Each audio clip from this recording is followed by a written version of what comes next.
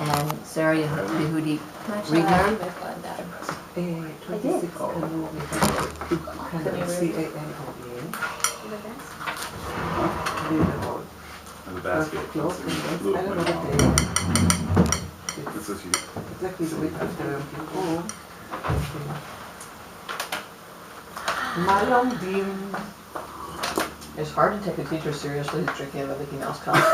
We're gonna try. Right, that's a great point. Well, that's it's my favorite cup. I don't know. I don't know. We're learning a continual challenge with. You'd think I'd be good at technology. I mean, some parts of it I am, but for some reason with this little recorder, I still working. Okay. We are learning Parashat Veyelech in the Zohar. So, yeah, it's a very interesting Parashat. Can we skip right to the end where it's really positive and suddenly the last sentence is so negative? It's like you're going to fail before you try. I don't know. Let's see. We've been reading Hazinu also. It's also like nice. Wow. Wow, look at that. But it's all nice. Yeah. It is all nice, but and also like people actually focus on Parsha towards Rosh Hashanah. So like they don't even know when. I never read the Parsha and I'm too like out of it. But towards Rosh Hashanah, Yom Kippur, you're like, okay, I'm really gonna focus on Shul now. And I focused for once. I'm like, oh, that's really me. Well, he just knows us. He knows us really well. I know. He loves us. I know. Still loves us.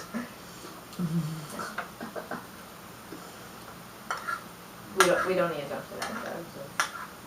Mhm. Well, there's lots of ways to read it.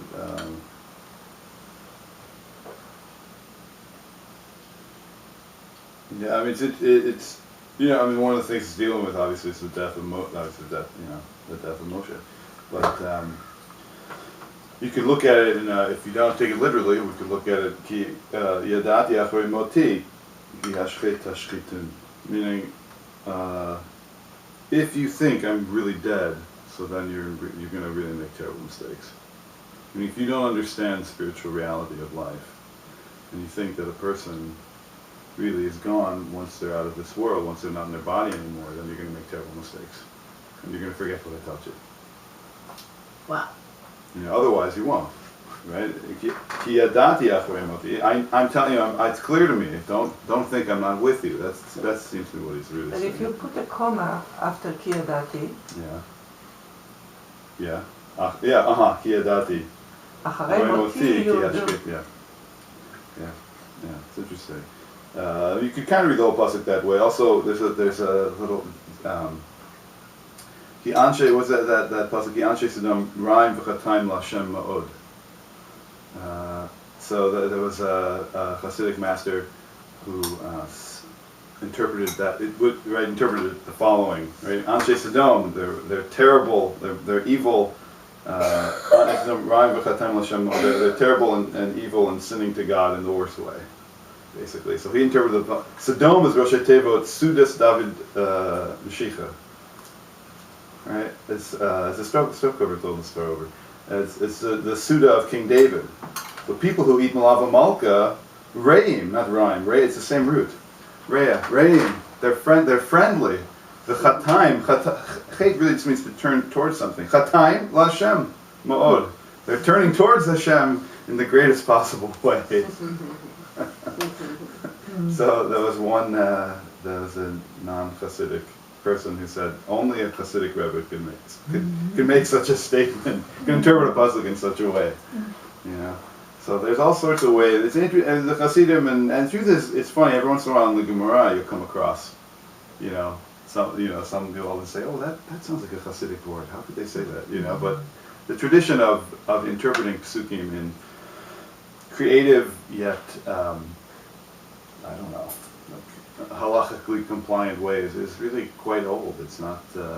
It's only in the last 200 years that it's either or. Either you're creative or you're keeping halacha. It's like it's like only in the last couple of years that there was a dichotomy there. Previously, it was the opposite. It was the more you're keeping halacha, the more it gave you the structure then to be creative. That's what Rabbi Sender was saying yesterday morning from the Bima Oh, really? for Shabbos services. He was saying, like, when you learn enough Torah, you can absorb it into your mind, so you don't have to check every jot and detail, because you kind of already know. Like, if you're facing a decision, you kind of, if you immerse yourself enough, you can be creative within that and kind of like know pretty much where the Torah would be pointing you. I mean, you always have to ask rabbinical opinions for big decisions, but there is sort of that sense of absorption, integration. So kind of the creativity is what you're kind of thinking there. And halacha anchored you, so then the pendulum can go further, right? If you don't have that, then there is a danger that you'll be swinging and not finding the center. That's interesting. It says, Avram Yoshev Petach HaOhel. Kedushat Levi says, Avram Avinu was sitting at the opening of the tent. So the Kedushat Levi, Levi Yitzhak Berdichev, says that Avram Avinu,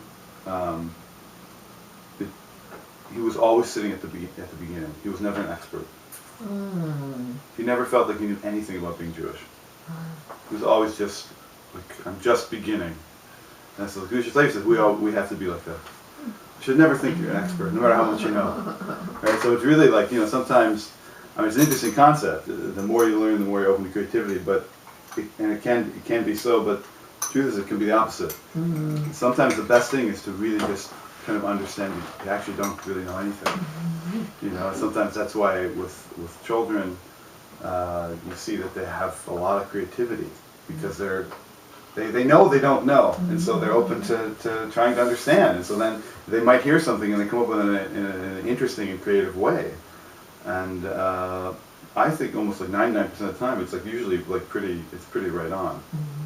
Albeit they maybe don't understand the context of the ideas or how to implement them, but that perspective of being always right at the beginning, always open and understanding you don't know, it's a very important thing.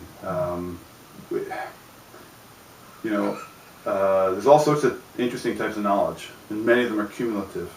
But Rabbi Nachman says really quite clearly that Judaism, real Jewish knowledge is not cumulative. It's not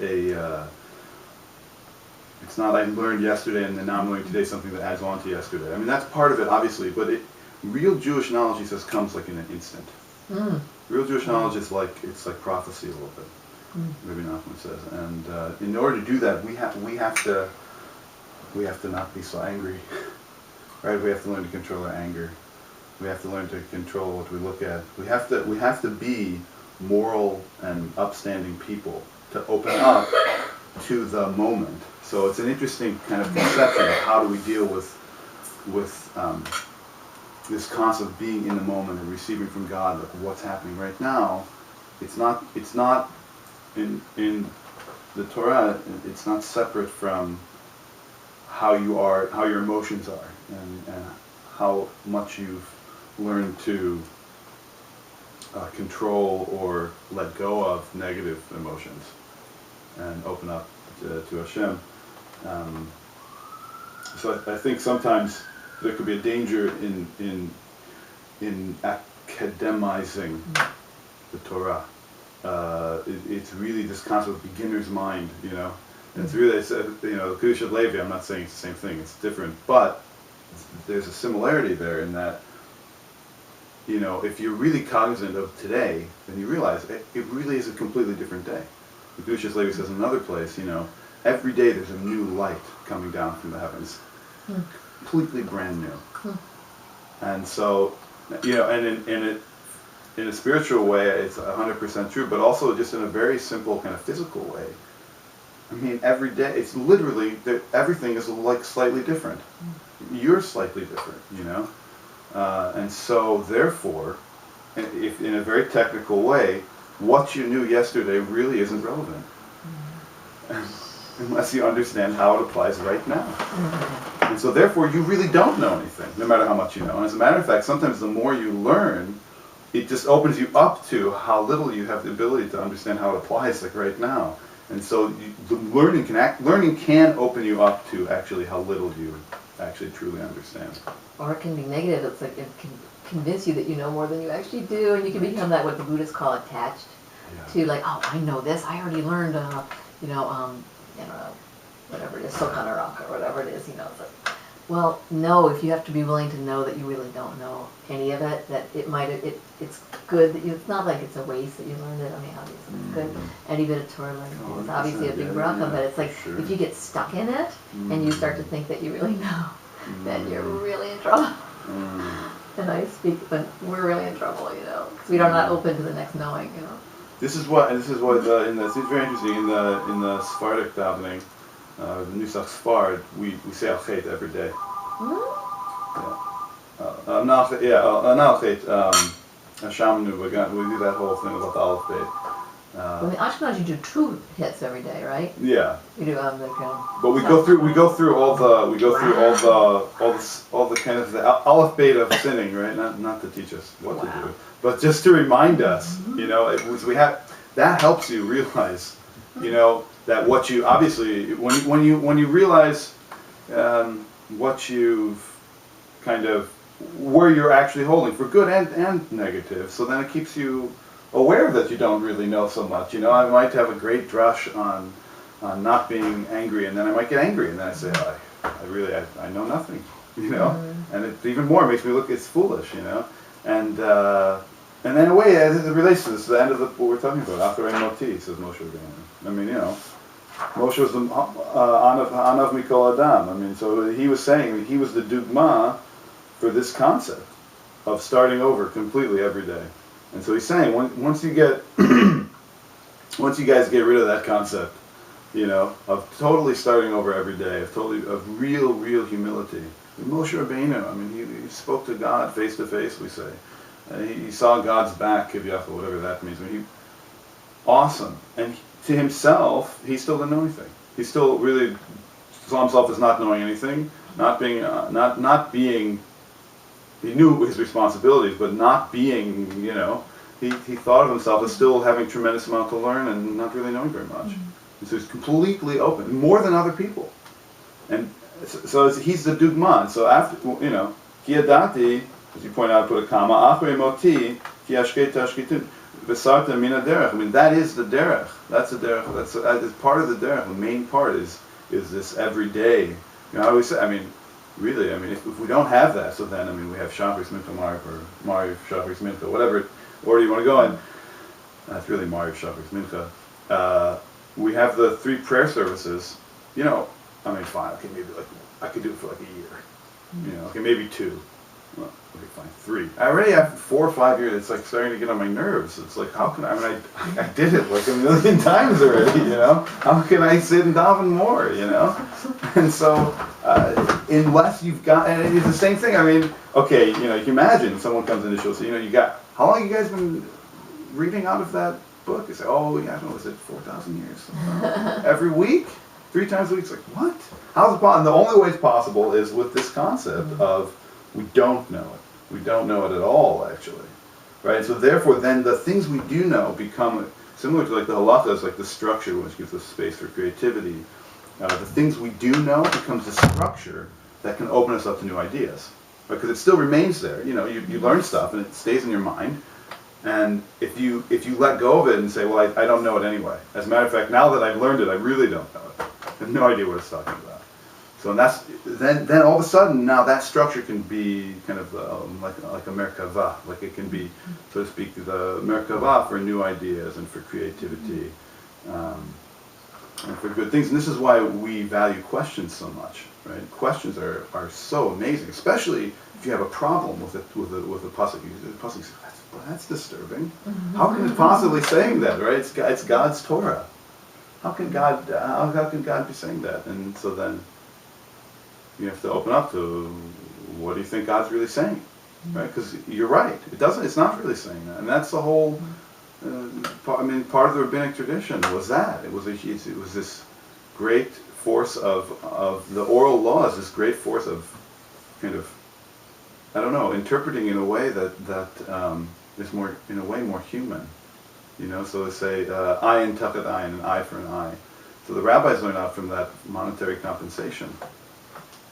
We don't. The rabbi said, well, we don't put people's eyes out. That's barbaric. We're not Hammurabi. I mean, that's already ancient history. But what we do learn from it is that there has to be monetary compensation. That's what the Torah obviously meant. And this was the great fight between the literalists and the rabbis. The rabbis were, and hopefully should be, absolutely against literal interpretations of the Torah. It is not a literal text. As a matter of fact, the Yerushalmi goes so far to say as the Torah was written specifically in a way that's not specific, in order that the rabbis could, and the oral tradition could, make it specific according to what's needed in each time. Now again, this concept has been very greatly misunderstood in the modern age, in the last 200 years or whatever. Where we say, if you're making something new, and so it's greatly misunderstood, right? We don't want to. It's not that you make something new. It's just that simply different times call for different ways of understanding, and people need different things according to what's going on in the time. And so the concept is that the Torah is given in a broad fashion in order that the rabbis can interpret it in a specific fashion, according to what's needed. And therefore, the famous saying is that you have to be careful of the words of the Torah, but even more careful about the words of the rabbis. Because the Torah is very broad. You should love your neighbors as you love yourself. It's very broad. What does it really mean? I mean, something to ponder. Maybe we can think about it. The rabbis come along and says, no, it means this, and it means this, and it means this, and it means this. And so then all those specifics, you have to be really careful of. Because then these people who have authority from the Torah itself have come and interpreted it to mean certain things, and you have to be really careful what they say. Right? And so, anyway, so the Torah is given basically as this very broad, as a matter of fact, Rabbi Nachman says, a very wild thing. He says, the Torah is given, God basically says, he says, this is what Rabbi Nachman says, God's saying, I'm giving you my will, and do with it whatever you want. You guys now figure it out. It's like the concept that he gave over, the king gave over to from one of his stories, the king gave over to his son the kingdom while he was still alive. It's from the 7 beggars. So Rabbi Nachman says, had the rabbis decided that tefillin should be made out of silver instead out of leather, then it would have been made out of silver, and that would have been God's will. Meaning God's will was before the oral tradition is the living unfolding of God's will, as it is right now. It's almost like the living revelation of Sinai, and that's really what Moshe Rabbeinu, I think, was talking about. Meaning, in order for that to be real, there's got to be a level of tremendous humility. There's got to be this level of I don't know, because today's a completely different day, and so what applied yesterday and how it worked yesterday is different, right? And so that's really the conception we have. Everyone says you should be learning all the time, and it's really true. But it's not you should be learning all the time because you want to make yourself really smart or a really big lamdan. You should be learning all the time because you should be so curious, right, about life and about the Torah. You should feel that you don't know, and therefore you should want to be learning all the time. And then, of course, this applies. Learning Torah is not just when you have a sefer open. That's like you have to plug in your iPod if you want to listen to the music. Because the batteries go really quickly, actually, which is surprising. But if you want to listen to the music, you have to plug it in, and then you put the earphones in. And if you have these special earphones that no one can see, then you kind of jamming out, and everyone thinks you're a little nuts because they can't hear what you're hearing, right? But that's kind of a similar thing. When you sit and you learn, it's like plugging in, you're like getting your batteries. And so then when you're going out in the world and you have experiences and you see stuff, it's kind of like you can hear the Torah that's underneath it, because you had those times kind of plugging in. Again, it's like that's the structure. If you structure your mind in a certain way, then it can open you up to what's going on in the moment, as opposed to learning stuff and then kind of. Hi. Come on in. Welcome. Hi. How's it going? So when you say You Yeah. said careful, like be careful. You said like in other words like take it seriously. Take seriously, yeah. The rabbis. Yeah, no, meaning their teachings are very specific. What the Gemara was saying there in the Yerushalmi, and I should get it, but I think is it in Peah? I don't know, it's in the section talking about Bikurim, right around there. The Gemara is really saying that, again, this concept that the Torah is the broad conception, and specifically kind of very open to interpretation. The Torah is written specifically to be open to interpretation. It's written that, according to the Yerushalmi says. And therefore the rabbis, when they interpret in a specific way for a specific time and place. And so we have to be very cognizant of what they say. In a sense, says Yerushalmi, more than the Torah itself, because it's like the tip of the spear, so to speak. It's really the kind of it's the end of the teaching. It's like the specifics of it. And so we have to be more careful of the rabbi's teaching than the Torah, according to Yerushalmi, which is a kind of a wild. But then we said, because it's in the Oraita, we have to take it seriously. Then on the Rabbanan. Yeah, it's true. It's true. It's a very interesting thing. It's I guess it depends what's needed in the moment, really. Sometimes you obviously in the Shakavataya of the Gemara, so there is a recognition of D'oraita mitzvah, a mitzvah D'oraita versus a mitzvah D'Rabbanan. But in the translate for those sure. A mitzvah is directly from the Torah, or a mitzvah that is mandated by the rabbis. Now, a mitzvah that's directly from the Torah has more weight, and so you're right. That's a good clarification. Yeah. The mitzvahs of the Torah have more weight, but in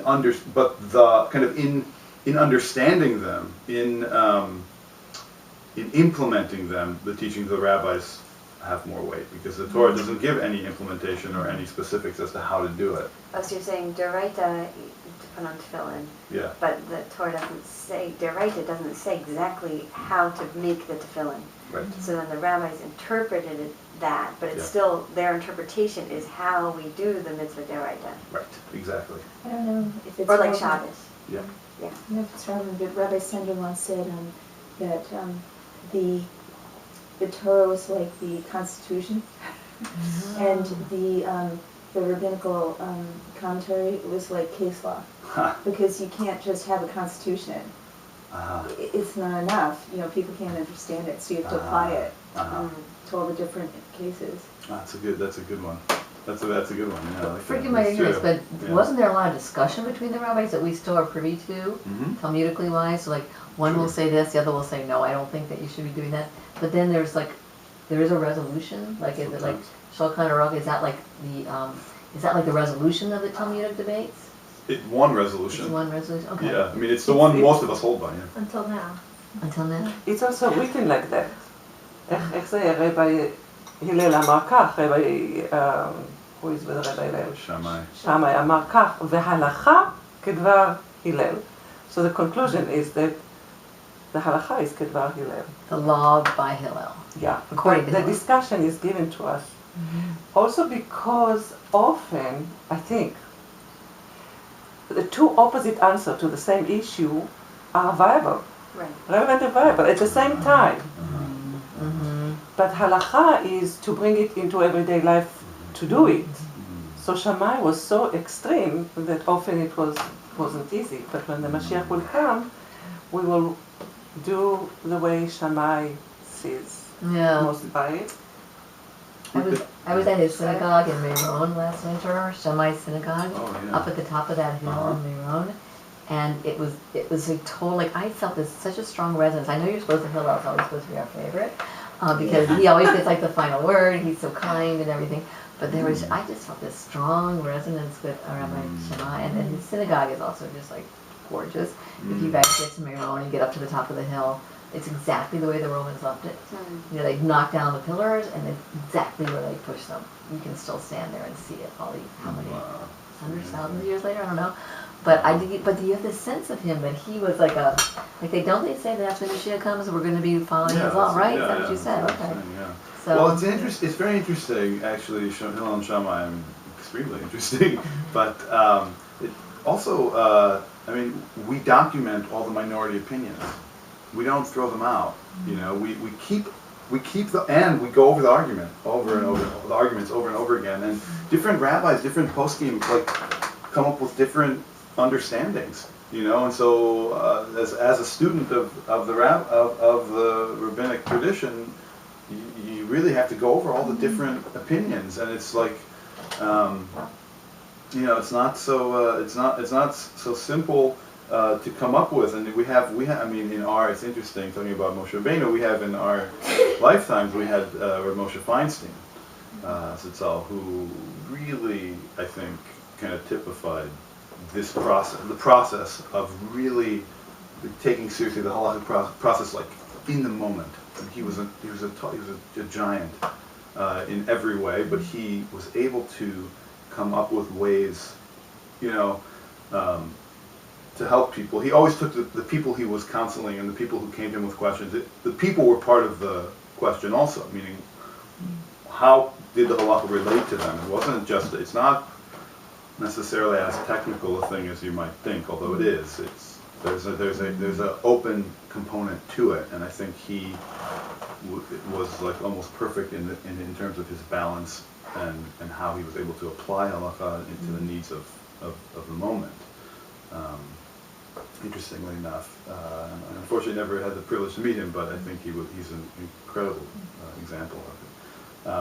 So anyway, okay, we let's kind of get the introduction a little bit, and this is a really beautiful thing here in the Zohar. Veyelech Moshe, so Veyelech Moshe v'deber es advarim ha'ele al kol Yisrael. So basically, Moshe went and he told these matters to the Jewish people. Apparently,